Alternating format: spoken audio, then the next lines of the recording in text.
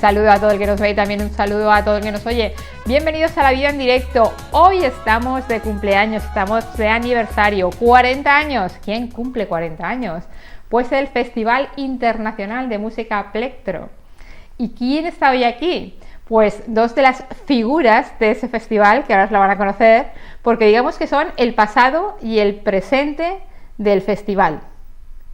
Les cuento, hace unos cuantos años, en el 1976, 1977, un profesor llega a Pintor Camarón y dice: chicos, voy a crear una rondalla de música. ¿Quién quiere tocar algún tipo de instrumento de rondalla? Yo creo que a esa reunión vamos muchos.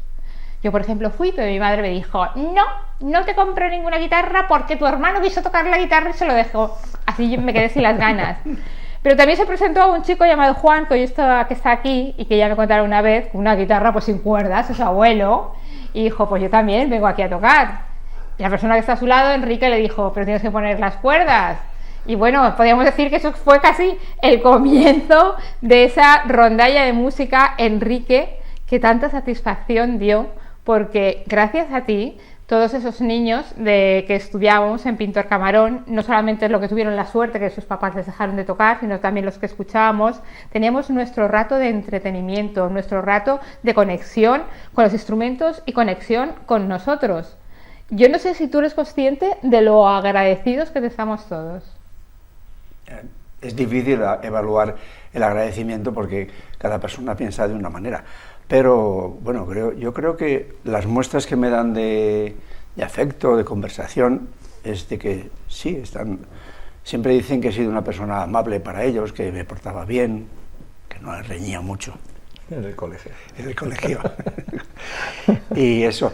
Y en cuanto al el montaje de la orquesta ahora, entonces rondalla, no quiero perder la ocasión de nombrar a la persona que me permitió, bajo su responsabilidad, poner en marcha aquellas clases, que fue el entonces director del Colegio Pintor Camarón, era Francisco Bautista.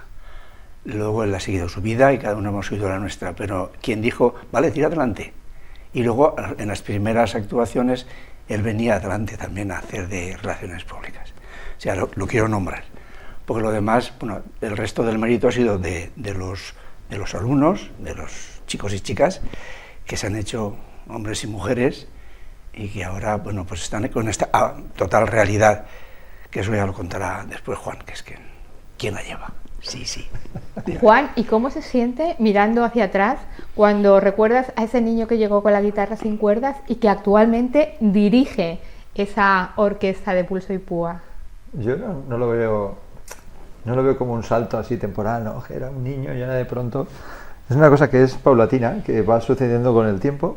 Como digo yo, es una cosa detrás de otra. Tú vas andando y al final un pequeño paso hace un camino muy largo. Pues esto es lo mismo, yo lo veo con naturalidad. Como siempre hemos estado así en línea, pues lo he visto como una progresión constante, pero no como a lo mejor ahora me paro y digo: ostras, fíjate, tenía 9 años cuando fui allí y ahora con 50 años después prácticamente estamos aquí. Pero no tengo ningún salto. Para mí ha sido como una línea continua, como un seguir hacia adelante, nunca hacia atrás. ¿Podríamos decir que esos fueron tus comienzos en el mundo de la música? Fueron esos como instrumentista, sí, porque con el laúd fue la primera experiencia.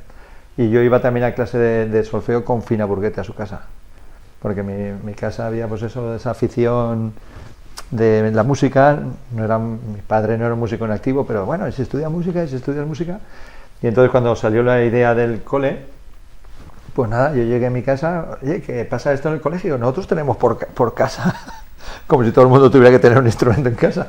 Pero de la casualidad que mi padre dijo: sí, aquí tengo yo un laúd de cuando, no me acuerdo, de cuando era joven yo, de tu abuelo, no sé de quién sería, pues llévatelo y tal. De allí que me presenté en la clase de la palmera, de la leñera, a la reunión con Enrique, yo todo convencido. Lo que no sabía que necesitaba cuerdas el instrumento, claro. Hasta que me lo dijeron allí.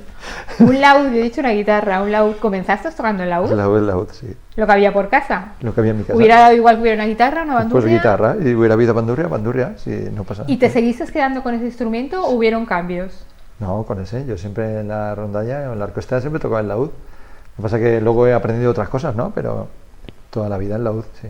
¿Pero vas también con guitarra y con bandurria a ver si te gustaban más o dijiste, no, No, esta es de siempre? el laúd. Yo es que he sido siempre muy simple. Mi padre me dio un laúd, pues el laúd. Mi padre me dijo, pide el oboe, pues el oboe. Luego me han dicho, no, que no tienes el bajo para el grupo, pues el bajo. No, que al bajo no toca tú la guitarra, pues la guitarra. Que el piano, pues el piano. O sea, no he tenido problemas de... No, yo es que... Entonces toco muchos instrumentos, algunos muy elementalmente, la mayoría, pero bueno, en otros me defiendo bien, que son los que me he dedicado más tiempo. El laúd luego, claro, cuando empecé a estudiar ya me dediqué al oboe, y es el que mejor toco, ¿no? Pero el laúd es una cosa como innata, que la tengo ahí desde pequeño y lo cojo, estoy 10 años sin tocar, lo cojo y en 5 minutos ya vuelvo a funcionar. ¿Y en tu caso, Enrique? ¿Cuál cogiste de primero? Pues ni me ¿Qué acuerdo, instrumento? la armónica. La armónica, que no tiene nada que ver con... No, con cuando música. era muy niño, era un crío y tal, y la música había estado flotando un poco en mi familia, por ese tío que tengo en Gilet, que ha sido un músico y tal, y eso me motivaba, digo, hay gente, se puede tocar música. Entonces empecé con la armónica y luego de ahí me pasé a la guitarra. Y así, espontáneamente, sin ir a clase, no había quien te diera clase entonces, o por lo menos yo no lo encontré. Y con esos conocimientos rudimentarios y mucho atrevimiento, lo tengo que decir, me puse a montar, o sea, yo sabía dar clases, de lo que fuera, y entonces de música también podía darlas, pensaba yo, y conseguí montar un grupo en el pueblo anterior que estuve antes de Segorbe, en Albal de Sorells, y luego en Segorbe, y yo les enseñé, no sé lo que les enseñé. Pues música, eso, música. A ponerse en contacto, a tocar el instrumento, lo que yo veía había antiguos músicos, amigos que tocaban por ahí, hacían rondas, pertenecientes a antiguas rondallas de Segorbe, y lo que veías en la técnica, pues lo copiabas. Seguramente equivocadamente, porque luego, fíjate que Juan ha dicho que no ha habido, realmente ha sido una trayectoria continua, pero sí que en nuestra vida sí que ha habido hitos. O sea, momentos en que hemos encontrado apoyos, ayudas, gente que ha introducido cosas nuevas y hemos visto que eso se podía hacer. Y hemos ido cambiando de técnica. Eso pasó sobre todo por el festival. ¿Verdad? Sí, yo creo que el festival fue el cambio, porque claro, tú estás tocando en el pueblo, todos convencidos que lo hacíamos súper bien, y lo hacemos bien, nos divertíamos, y la música estaba muy bien, pero entonces se organizó en los primeros festivales y empezaron a venir figuras ya importantes, sobre todo españolas, ¿no? La orquesta Grandío creo que vino. Sí. Entonces, claro, se ponen aquellas personas ahí a tocar y tú las escuchabas y decías, yo pensaba que tocaba bien, pero no tengo ni idea. Y entonces esos tipos de saltos sí que se producen, porque, ostras, hemos de buscar ese nivel, hemos de buscar esa forma de hacer las cosas. Y entonces ahí sí que fue un cambio. Yo creo que el festival sí que marcó el cambio definitivo. En lo que es Pulso y Púa, en Segorbe sí, el festival fue vital. ¿Cómo se crea ese festival? ¿Sabéis quién decide organizarlo? ¿Cuál es el motivo? Pues me resulta difícil recordarlo. Y lo que sí que sé que se le ocurriría a la junta directiva, por supuesto, a la presidencia y tal. Y contaron con la respuesta muy buena. Estaba entonces el alcalde estaba Miguel González.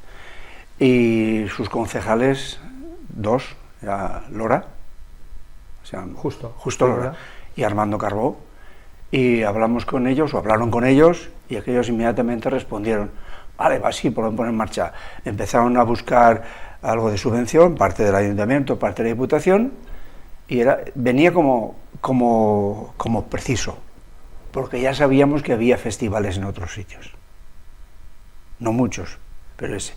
Y entonces se trajeron los primeros grupos, y a partir de ahí el éxito del primero motivó a que se hiciera el segundo y así sucesivamente. Y han venido figuras, pues por ejemplo, como Narciso Yepes, ha estado aquí tocando, o un tal Feliciano Sousa, que nos volvía locos porque él no tocaba la bandurria.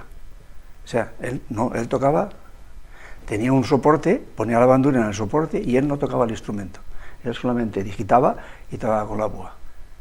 Cosas que nos hacían pensar en que había otros mundos en esto de la música. ¿Qué habéis aprendido, Juan, a lo largo de estos 40 años? Primero que teníais que ensayar más, como tú dices, que erais buenos, pero a lo mejor no tanto. No, sobre todo ¿Y qué más? yo creo que sobre todo vimos que en dos caminos. Uno, que los instrumentos que llevábamos quizás no eran los más apropiados para lo que hacíamos. Entonces, poco a poco fuimos buscando constructores y fuimos cambiando nuestros propios instrumentos. Por ejemplo, el laúd que llevaba yo al principio, eso lo veo ahora y digo, Dios, yo tocaba con este trozo de chapa de pino, pero claro, luego ibas evolucionando, buscabas un constructor, el constructor ya te hacía un mejor instrumento, luego íbamos también buscando el tema de las cuerdas, qué cuerdas son las mejores, porque aquí tocábamos con las que vendía Orduña en la ferretería, no sabíamos otra cosa. Y ya empiezas a mirar otra cosa, a ver qué tipo de material, pues en este sitio utilizan esto. Cuando venía un grupo le preguntaba, ¿y estas cuerdas que utilizas? Pues las compro de violín o son de tal, y vas aprendiendo. Y luego, por otra parte, entramos en contacto con estos músicos y algunos de los cuales pasaron a formar parte, o sea, se hizo un curso y pasaron a ser formadores nuestros. Entonces, claro, fue un círculo virtuoso. Mejores instrumentos, mejor material en las cuerdas, mejor técnica, más conocimientos. Aparte, seguíamos estudiando música, sabíamos más música en general, y todo eso es un círculo. Lo que te he dicho, es como una rueda constante de progresos, constante. Y así fue evolucionando todo hasta el día de hoy. Enrique, ¿comienzas tú dirigiendo en ese primer festival? Sí. Al principio, durante muchos años, fui el director. El director, el profesor, el que afinaba los instrumentos. Ahora es muy fácil, ahora llegamos todos, cada uno se afina el instrumento, pero entonces sí éramos un montón. El pintor Camarón, entonces seríamos a los 60. Pues en 60, pues el hombre se afinaba 60 instrumentos. Que hoy lo ves y dices, bueno, qué paliza se pegaba mientras nosotros íbamos a correr por los pueblos y a jugar al futbolín, porque éramos niños.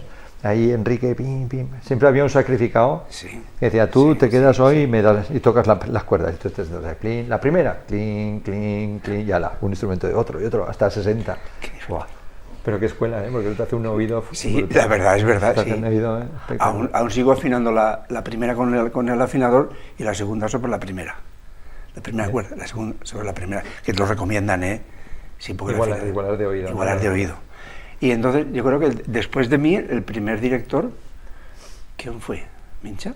No, creo que vino una temporada de Rebollar. Muy poco tiempo. Luego Javi Pérez Ordaz, para los segorbinos todos Mincha. Y después ya, cuando Javi se puso malito, pues ya me dijeron si podía sustituirlo, y ahí desde entonces estoy yo. Con lo cual yo estoy muy tranquilo, ¿sabes?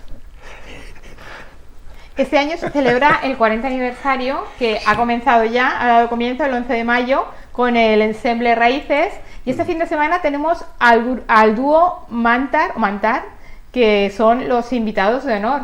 ¿Qué me contáis de ellos para que la gente se anime? Pues bueno, son un dúo procedente, uno de ellos de Estados Unidos y el otro de Israel, aunque creo que no viven ninguno de ellos allí, viven en Estados Unidos, y nada, pues hacen música de cámara para dúo, pero siempre de un nivel brutal, o sea que súper recomendable acudir al concierto, porque los invitados de honor del festival siempre han sido gente de muy élite del mundo, no estamos hablando son gente siempre top. Entonces en este caso pues tenemos dos figuras a nivel mundial que vale la pena escuchar. Teatro Serrano a las 7 de la tarde. Luego ya el día 24 tenemos la orquesta de laudes españoles Conde Ansúrez, que vienen de que Valladolid. habéis estado vosotros hace poquito. Hemos estado allí tocando hace muy poco, un concierto espectacular en un enclave brutal, una iglesia de allí de Valladolid con, no sé, 500 espectadores, fácilmente. Una asistencia enorme y bueno, muy contentos allí en Valladolid con nuestra actuación, y ahora vienen ellos a devolvernos la visita dentro de un par de semanas. El día 25, Orquesta Laudística Daniel Fortea, que siempre suele venir al festival una orquesta de la Comunidad Valenciana, es habitual, y en este caso viene la orquesta de Nules, que además dirige una segorbina, hija de aquí de Enrique Valdolivas, Gracia Valdolivas, y que estará con nosotros ese 25 de mayo. Y el día 31 de mayo, acaba el mes, acabáis vosotros. ¿Será especial este concierto? Especial. 40 años. Bueno, yo creo que la emoción la podré sobrellevar. Es que es muy fuerte, quiero decir que después de un montón de años de ser músico, de sentarme en la butaca, protestar si no me gusta lo que hacen, y todas esas cosas que se hacen como músico. Aplaudir. Eso, de pronto me encuentro con que regresa un montón de gente, de personas que habíamos conocido en la infancia, muy entrañables, y que deciden que van a volver han decidido que van a volver a tocar ese festival. Bueno, la que ha ido muy directo al grano. Pero cuando llegó la idea del festival dijimos... La pizarra es enorme con muchas anotaciones. Yo pensaba que era sorpresa.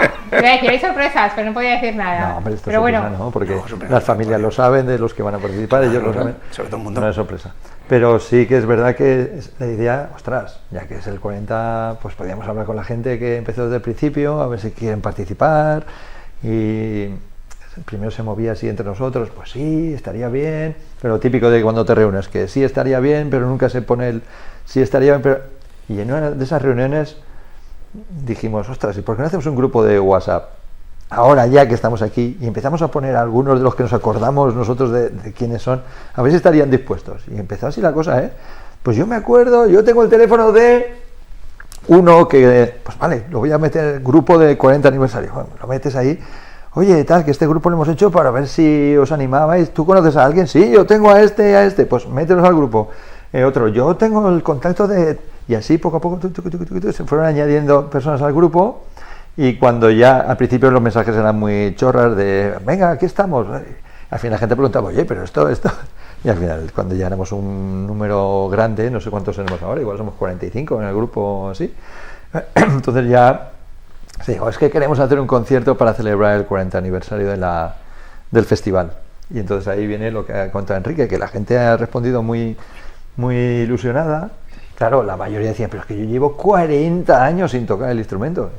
Tranquilos, vamos a tocar el repertorio del que aprendimos cuando éramos pequeños. ¿Y qué ocurre? Que es lo que te he dicho yo, que cuando tienes una cosa en el ADN de pequeño, eso es como ir en bici.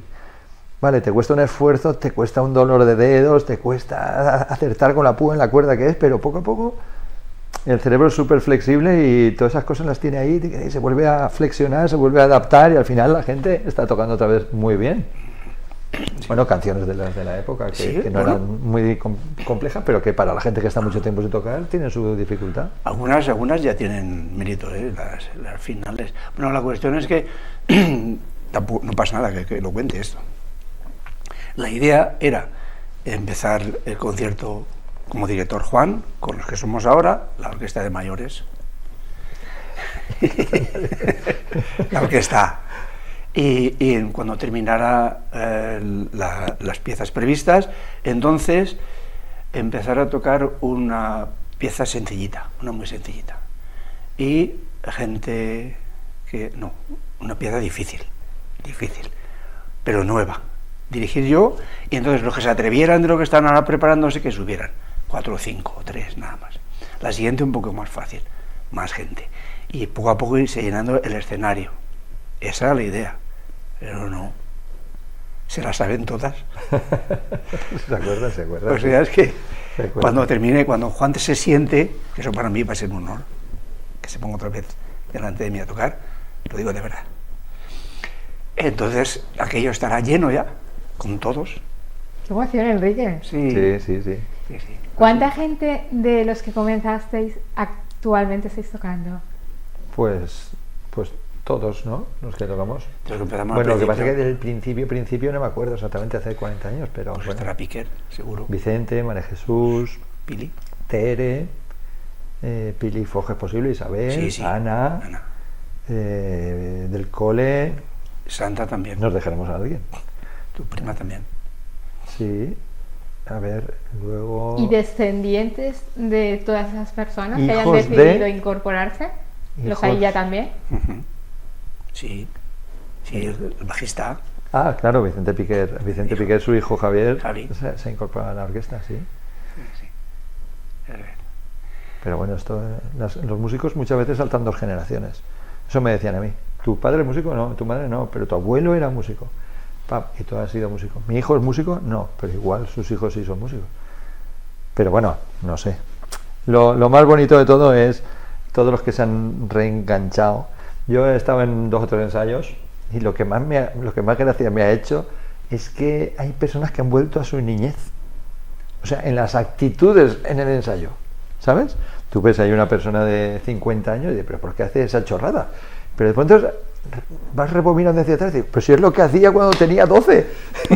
Sí. Pasa así, sí. El típico que ahora es una persona súper seria y ahí de pronto se convierte en el gamberrete que habla con el de al lado. El tal, El que era gamberrete ahora es serio, bueno, también es el caso, pero todo el mundo ha vuelto a sacar esa chispa de cuando era pequeño, en lo que sea, en los comentarios por los vaginis, no sé, a mí lo que más me impactó fue eso, más que la música, que todo el mundo había vuelto a ser hacia atrás, o sea, había hecho una regresión a su infancia en una pequeña parte, no somos niños, ¿no? Pero esa chispa de tal, de reírte del otro, cuando tal, el comentario por lo bajo, ahora cuando nos riña, pero ¿cómo cuando nos riña? Pero si tienes 59 años. Es verdad. Pero sí, hemos vuelto a la... Es que había una caja de puros. Sí. En aquellos tiempos había una caja de puros. Había un grupo de instrumentistas, muy majos, que se llamaban a sí mismos los Ultrasur. Porque estaban al fondo. Estaban ahí. Y entonces montaban cada pollo que para qué, y entonces yo los reñía. Y al final uno se le ocurrió traer una caja de puros y de échame el puro aquí. Y cuando le pegaba el puro, la bronca, cogía el puro, lo metía en la caja y lo cerraba. Pues esas cosas han vuelto, esas cosas, esos detalles. Y eso es muy chulo. Antes comentábamos, antes de entrar en directo, ¿no? Eso que decías, ostras, si estáis iguales, ¿no? Y decías tú, es que la música tiene un algo, y sí que lo tiene, sí. Y es el tema de, aparte de lo que es la música, es el tema de la sociedad, del contacto humano. Y ese, al ponernos todos en contacto otra vez, hemos como vuelto a aquellos momentos del Pintor Camarón. Muy bonito, una experiencia muy chula. Porque esos momentos, Enrique, hacen casi 50 años. Sí. Casi. ¿Tú te imaginas, te hubieras imaginado 50 años después que hoy estabas aquí con nosotros, con dos de las personas que fuimos a esa primera reunión y que, como estamos comentando, es que parece que no haya pasado el tiempo? Estamos hablando de 50 años, de media vida cuando llegas a los 100, pero es tiempo. Te lo digo de verdad, que en un momento determinado de la trayectoria me tranquilicé. O sea, cuando estaba yo solo de todo, presidente, director, afinador, etcétera, yo pensaba que me iba a cansar. Normal. Pero llegó un momento en que alguien pensó, vamos a hacer una asociación, vamos a hacer una junta, vamos a hacer un grupo de gente que se dedique a coordinar. Y entonces me quedé tranquilo. Me tranquilicé, pensé que la asociación esa no tenía por qué disolverse y que era el camión en la que iba a ir el grupo, mejor o peor. Y la agrupación, o sea, y la asociación sigue. Es la que, sí. ¿Con qué os quedaríais de todos estos años dedicados a la música? No solamente de los casi 50 del comienzo de la rondalla, sino también los 40 del festival. Con el sentir que somos una familia, con lo que os ha aportado la música personalmente, con un cúmulo de todo. Enrique, comienzo contigo. Yo tengo un detalle, sí. Yo cuando pienso en un momento fue cuando me mantearon en Espinardo. En Murcia, sí. Porque habíamos ganado el concurso internacional de allí a una orquesta que hasta entonces, vamos, las veíamos y decíamos, joder, ¿cómo nos ganan? Fuimos allí, llevamos música que no esperaba la gente y triunfamos. Nos dieron el primer premio y me mantearon, claro. Ese momento, para mí es el momento bueno, si puedo, recordaré más, pero ese siempre lo recuerdo. Un momento, ese. Porque las orquestas tocaban cosas diferentes. Y a nosotros se nos ocurrió tocar Vivaldi, que nadie lo tocaba. Y triunfamos. Sí, porque al principio era todo como una especie de imitar el repertorio de las bandas, ¿no? Las bandas tocaban repertorio de supé, de caballería ligera y tal. Entonces eso se hacía en transcripción para orquesta. Pero nosotros decimos, ostras, si hay música para cuerda, bueno, Enrique en este caso, si hay música para cuerda, porque tenemos que tocar transcripciones de banda, vamos a tocar algo de cuerda. Y entonces, aunque no era cuerda pulsada, pero bueno, la bandurria, el laúd, tiene cierta relación estrecha con la mandolina, que es un instrumento más centroeuropeo y que sí que ha funcionado mucho a nivel clásico. Y entonces digamos, pues mira, tenemos un concierto para dos mandolinas, pues lo adaptamos para dos bandurrias, que al final era una cosa bastante lógica dentro de lo que es la música. Y la cuerda de la orquesta pues lo hacíamos el resto del grosso, o sea, el tutti de los demás miembros de la orquesta. Y eso fue un cambio, porque ya empezamos a salirnos del repertorio habitual, a empezar a hacer transcripciones de obras de cuerda, hemos tocado muchas, y transcripciones de obras para piano, y nos hemos desprendido un poco del repertorio de las bandas, que es un repertorio para banda, que en las bandas funciona muy bien, y es excepcional, pero claro, para nosotros siempre decías, pero si aquí hay timbales, aquí hay platillos, aquí hay un solo de bombardino, aquí hay, yo que sé, una cuerda de trombones tocando en fuerte, ¿qué hacemos nosotros aquí con los laúdes intentando imitar eso? Es que no tenía lógica. Entonces ese salto, digamos, intelectual también fue un salto de la orquesta, y ahí fue uno de los primeros momentos en el certamen de Espinardo donde ganamos. Claro, todo el mundo tocaba obras de banda transcritas, nosotros tocamos obra para cuerda con 2 solistas que eran 2 mandolinas y lo bordamos. Tocamos muy bien, claro. Sí. Pues ya no hubiéramos ganado. Anda que no ensayamos, ¿para qué? Claro. Sí, trabajamos mucho para conseguirlo. Pero digo, les vuelvo a repetir, es para mí, para Juan también, es un hito en nuestra historia. Sí. ¿Y Juan, tú con qué te quedarías? Personalmente. A ver, yo, la emoción, las emociones son cosas muy puntuales. Es decir, una emoción dura 1 segundo, que va menos, medio segundo. Es como un pum, ¿no? Que te da así es lo que decimos muchas veces, se me ponen los pelos de gallina, o eso que... Lo que pasa es que luego el resto del golpe de la emoción se va diluyendo muy poco a poco y la emoción dura. Y yo no tengo ningún momento así como Enrique de ese certamen. Yo he tenido muchos momentos así de emoción, pero han sido muchos y no te puedo decir. Entonces, no sé, es que yo soy muy de andar para adelante, no soy de puntos. Porque no sé si es así o no, pero cuando te pones un punto y llegas, ¿qué? ¿No? Ya has llegado, ¿y qué pasa aquí? ¿No? Es como cuando te jubilas. Ahora me he jubilado, ¿y qué? Entonces mucha gente lo pasa mal cuando se jubila. Pues no, yo mi mente siempre ha sido de para adelante, rápido, lento, pero para adelante. Que en una época de mi vida ando 1000 kilómetros, bien. Que en la otra época ando 1 milímetro, bien. Pero para adelante, lo que sea, para adelante. Entonces, lo que te digo, muchos momentos puntuales de emoción, en muchos sitios distintos, pero ningún hito que digas, este es el momento clave. No, por ejemplo, artísticamente sí, ese momento fue muy importante. Pero es que luego ha sido toda una línea de crecimiento constante. ¿En los 40 años del festival han habido momentos de subidas y bajadas? ¿O ha sido...? Pues como todo, siempre hay subidas y bajadas. Si tienes más dinero, pues tienes mejores personas, mejores intérpretes, mejores grupos, y si tienes poco dinero, pues tienes que conformarte con lo que hay. Entonces sí, ha habido altas y bajas. Lo que pasa es que, afortunadamente, el grupo de honor, que es el pico de calidad del festival, yo creo que se ha mantenido durante todos los años. Ha habido a lo mejor menos orquestas porque hay menos dinero, o más orquestas, pero el invitado de honor es la clave del festival, que ahí hay un top que tú vas a verlo y sabes que estás viendo lo mejor del mundo en un momento dado. ¿Y es difícil que lo mejor del mundo venga a Segorbe? ¿O el Festival de Segorbe ya tiene una calidad que lo hace goloso, que quieran asistir? No sé, Al principio era más difícil, ¿no? Sí, porque claro, sí. Nada, vas con Narciso Yepes. Y tengo que ir a Segorbe, ¿dónde está Segorbe? Y el nombre todo era dudas y tal. ¿Y cuánta gente va a venir al concierto? ¿Y cuánto va a durar? Y ahí al final la junta que había entonces, que no recuerdo quién estaba, pero vamos, que hay que hacerles un monumento igualmente, los que fueran, ahí insistieron, convencieron hasta que aquel hombre vino y la catedral, no cabía una persona en la catedral estaba llena, el hombre tuvo que hacer 5 o 6 bises en el concierto de la emoción que había allí.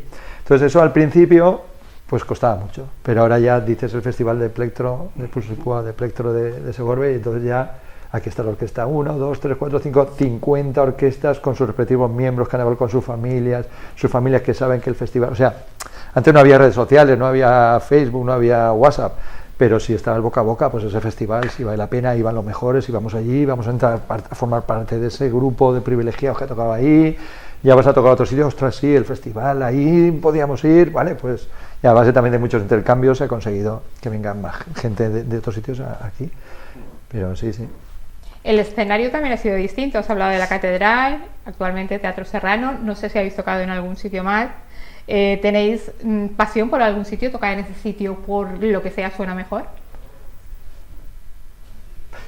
A ver si hay sitios que suena mejor. Las iglesias, hemos tocado al principio, tocábamos el festival en lo que es ahora el centro de interpretación de la entrada de toros, que era la biblioteca, y arriba había un auditorio pequeñito para que cabrían ahí 200 personas como mucho. Como mucho, sí.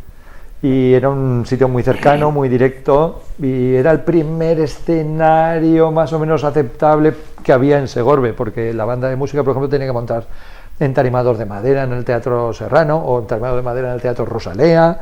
Era todo como... Es que ahora vivimos en el mundo... La gente que dice que antes se vivía mejor no tiene ni idea. O sea, eso de tocar encima de 5 palets con banderas o como... Es que ahora tenemos una sociedad súper avanzada, hemos avanzado un montón, tenemos auditorios, pabellones... O sea, cualquier vuelta al pasado es horrorosa, hay que ir hacia adelante. Entonces, hemos visto ese auditorio pequeñito, que pero para nosotros era lo más, un escenario con una altura de obra, con 2 camerinos, 150 butacas, aquello era espectacular. Luego pasamos a tocar, era un sonido muy directo, muy al público, el público lo teníamos como estamos ahora nosotros, se oía muy directo, pero bueno, para nosotros fue un hito. Después pasamos a tocar, creo que en la iglesia de Santana, durante muchos años. Es otro ambiente. ¿Por qué pasamos a Santana? Porque era un espacio más grande, o sea, no había auditorio, ahí cabía más gente que en la biblioteca, no hay otra. O sea, no es porque el entorno fuese más bonito, era porque la cofradía en ese momento se habló con ellos, se pusieron de nuestra parte, digamos, colaborando para que se pudiera hacer allí, lo cual volvemos a agradecer un montón a la cofradía de la Santísima Trinidad. Y ahí hicimos unos montón de años los conciertos porque era un amplio auditorio, pero tenía el inconveniente de que había mucho eco, pero bueno, tenía una buena sonoridad, no se pasaba muy bien. Cuando vino Narciso Yepes, como se preveía mucha afluencia de público, pues se habló con el Cabildo. Por cierto, perdona, en aquel momento era presidenta la Madre de Gracia, casualmente. Y a eso le ocurrió mucho. Ah, muy bien, muy bien. Sí, entonces estábamos muy en contacto, entonces éramos matrimonio. Y lo contaba que Narciso Yepes había tenido la pérdida de un hijo recientemente, sí, cierto, estaba deprimido, estaba jodidete, y entonces al final lo convencieron, vino y se marchó muy contento. O sea, como que revivió. Sí, sí, es que ese golpe de cariño de tanta gente, eso es importante. Bueno, después de Santana se pasó, creo que al auditorio, porque claro, se hizo un auditorio. Parece que el auditorio es una cosa que está ahí desde los egipcios, y no, el auditorio está ahí unos poquitos años. Y ahí se hicieron unos cuantos festivales más, y después ya se pasó a Santana otra vez, ¿es posible? Sí. Y porque hubo obras, ahí el escenario era de una forma, y luego vamos, que el auditorio, el diseño original no era el más idóneo, porque había un foso, el escenario estaba muy arriba y al fondo, o sea, era un poco lío. Y entonces eso se perdió un poco, mientras lo remodelaron una temporada, se volvió a Santana, si no recuerdo mal, y después ya al Teatro Serrano. ¿El Teatro Serrano es el mejor sitio para tocar? Pues no, pero es un sitio súper bonito, tiene unas dimensiones apropiadas.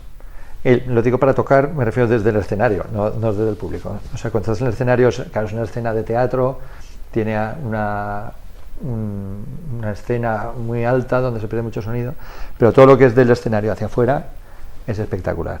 Espectacular de comodidad, butaca, sonido, acondicionamiento climático, incluso el sonido de los grupos de fuera se percibe muy bien, cosa que en el escenario a lo mejor no se percibe tanto. Y fenomenal. Teatro Serrano, pues mira, ¿cuántos años? Pues poco. O sea, hemos evolucionado a mejor. Pongamos a los políticos que hayan pasado por nuestro país, por nuestra comunidad, por nuestro pueblo, lo verdes que queramos, porque somos de criticar, da igual, todos han contribuido de una manera brutal a que vivamos en un sitio espectacular y tengamos las comunidades mejores, todo lo mejor. O sea, que incluso a los políticos, ole, a todos. No voy a nombrar a ninguno porque si no dirán, mira, se ha dejado todos los que han estado ahí. Bueno, yo creo que para finalizar solamente nos queda invitar a toda la gente que nos está viendo a que siga acudiendo a este festival todos los días, pero sobre todo pues que no se pierda ese día 31, donde va a estar lo mejor de lo mejor de lo mejor, lo que fue, lo que ha sido y lo que será seguramente. Claro, es que el día de nuestro va a ser de emoción.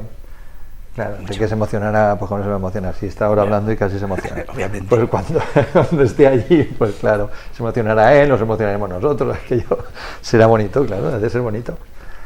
Porque esas cosas, la música tiene pocas cosas feas.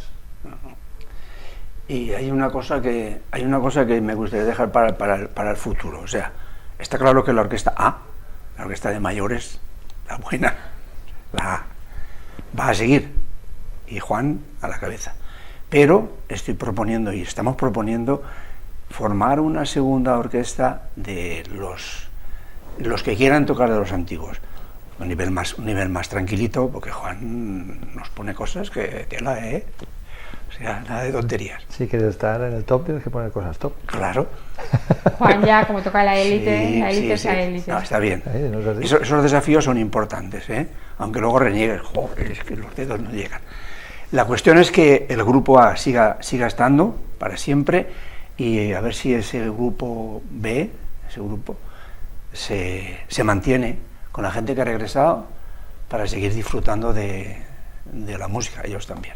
Y si algún día quieren pasarse al grupo A, pues que haya una comunicación. Sí, Esa es la idea. claro. Lo importante es disfrutar.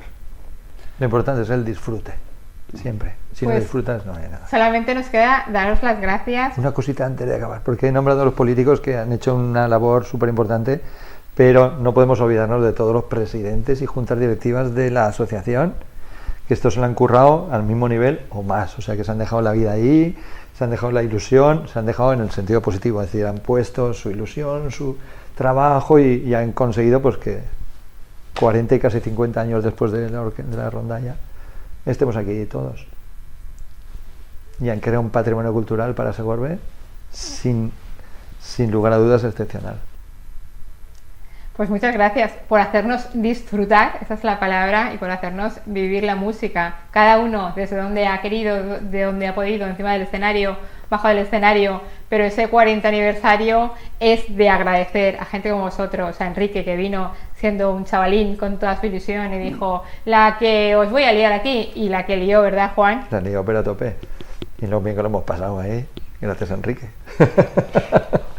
Pues muchas gracias, las doy yo, pero sé que es de parte de todos, de parte de toda la gente que nos está viendo y de los que no nos están viendo también, porque ese día 31 de mayo en el Teatro Serrano, voy a decir la hora, no me equivoque, a las 7 de la tarde, A las 7. pues que el Teatro Serrano debe estar a tope para que sea lo que más suene esta vez los aplausos de la gente. Ese va a ser el símbolo de agradecimiento de todo un pueblo que quiere demostrar que gracias a personas como esas que hoy están delante de mí, la música sigue sonando, la música es vida, la música es alegría, pasión, ilusión, y gracias a ellos podemos disfrutar de todos esos sentimientos. Gracias. Muchas gracias a ti. Muchas gracias. Un placer enorme.